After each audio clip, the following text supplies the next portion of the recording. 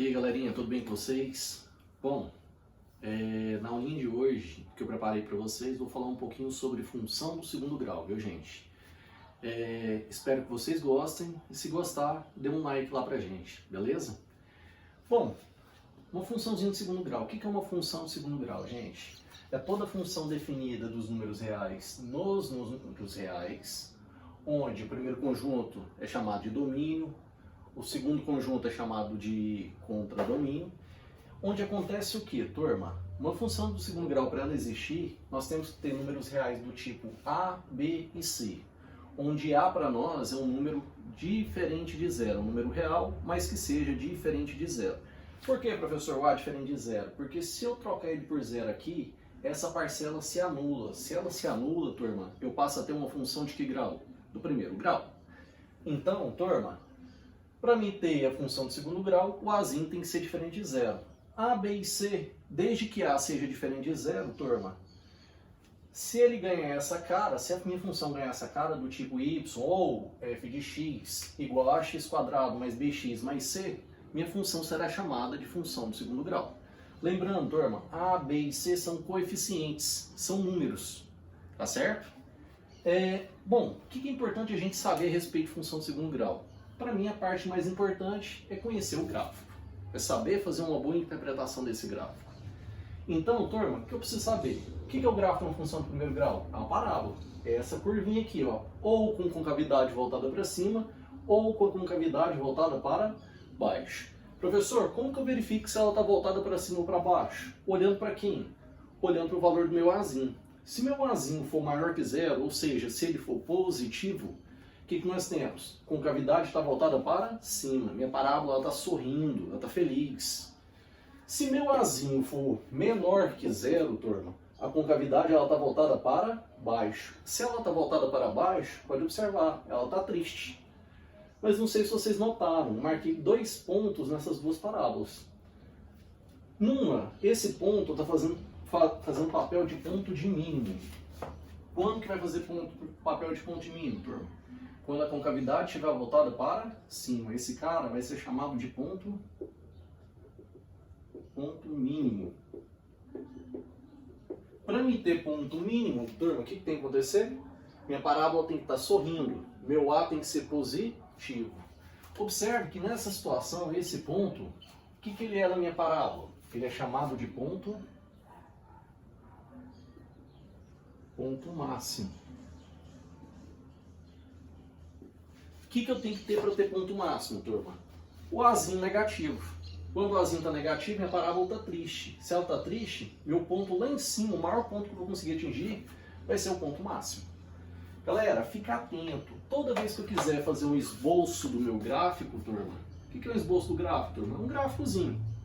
O que eu tenho que ter na minha cabeça? Eu preciso ter 3 valores importantes. Quem são eles? Primeiro, as chamadas raízes. Professor, como que eu faço para encontrar essa maldita raiz, professor? Me ajuda.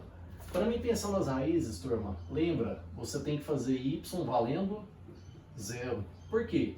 Se eu acho y valendo 0, se eu faço y valendo 0, eu determino valores de x. E esses valores de x é onde está tocando o eixo x, onde minha parábola corta esse eixo x. Então toda vez que eu quiser saber as raízes, eu quero saber onde que toca o eixo x. Para mim saber fazer isso, turma, o que eu tenho que ter? Y igual a 0. E quando eu faço y igual a 0 na minha função, turma, observe aqui, ó.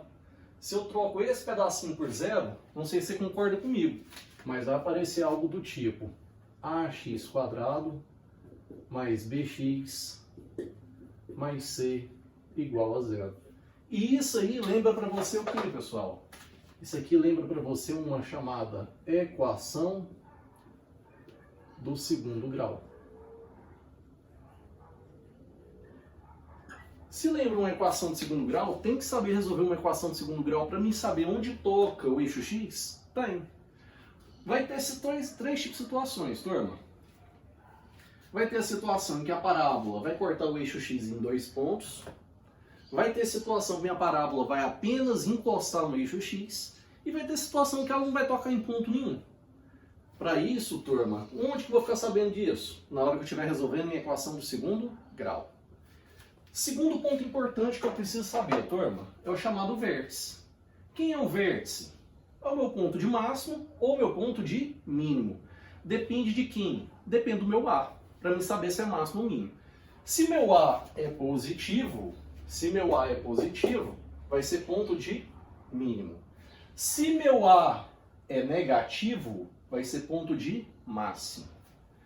Turma, e como que eu calculo esse chamado vértice? É um ponto? É. Ele tem coordenadas x e y? Tem. Como que eu faço para achar o chamado x e y do vértice? O x do vértice sempre vai ser dado para nós por menos b dividido por 2a. Ou posso falar também que meu x do vértice é a média aritmética das duas raízes. É x1 mais x2 dividido por 2. Meu y do vértice, turma, ele é dado por menos delta dividido por 4a. Então, turma, se eu quero o chamado vértice, eu tenho que conhecer quem é o x do vértice, quem é o y do vértice. X do vértice menos b sobre 2a. Y do vértice menos delta dividido por 4a. Galera, e para finalizar a ideia do gráfico, eu preciso conhecer um terceiro ponto. É o ponto onde toca o eixo y. Onde que vai tocar o eixo y para nós? No C. Lá na minha equaçãozinha do segundo grau, na minha funçãozinha do segundo grau, eu tenho um termo independente. Esse termo independente, que é o C, turma, é onde toca o eixo y, onde meu grafo vai cortar o eixo y. Turma, basicamente, se eu conhecer bem a ideia do gráfico, eu sei trabalhar com uma ideia de função de segundo grau. Então, essa primeira aula para vocês é apenas uma aula teórica. A próxima aula que eu vou gravar logo em sequência, turma, vai ser uma aula para a gente aprender a resolver exercícios com relação à função de segundo grau. Beleza? Um abraço a todos e até a próxima.